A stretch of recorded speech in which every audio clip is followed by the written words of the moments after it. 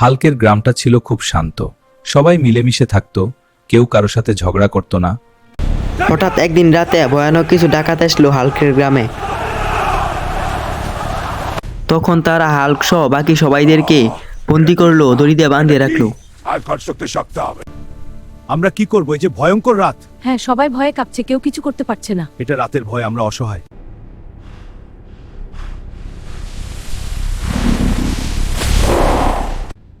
আমার গ্রামের কারো ক্ষতি করতে দেয়া। হাল তোদের শায়েস্তা কর।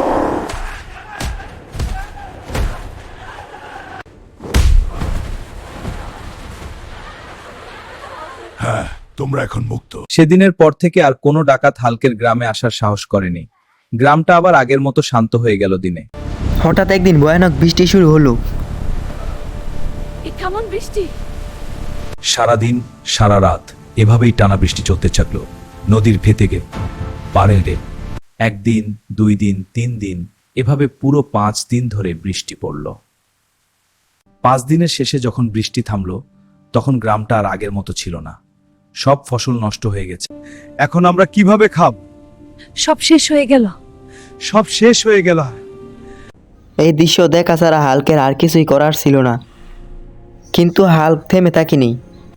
ভয় পেও না, আমরা আবার সব ঠিক করে তুলব। তখন হাল্ক একাই সবকিছু ঠিকঠাক করতে লাগলো। চাষির জমিতে চাষ করতে লাগলো। ধীরে ধীরে গ্রামের মানুষও সাহস পেল। ধীরে ধীরে গ্রাম আবার তাদের আগের মতন সবুজ শ্যামল সুন্দর হয়ে উঠল। তো বন্ধ করতে লাগে। হ্যাঁ, এখন সবকিছু শান্তিপূর্ণ। এখন আমরা সকলেই সুখে আছি।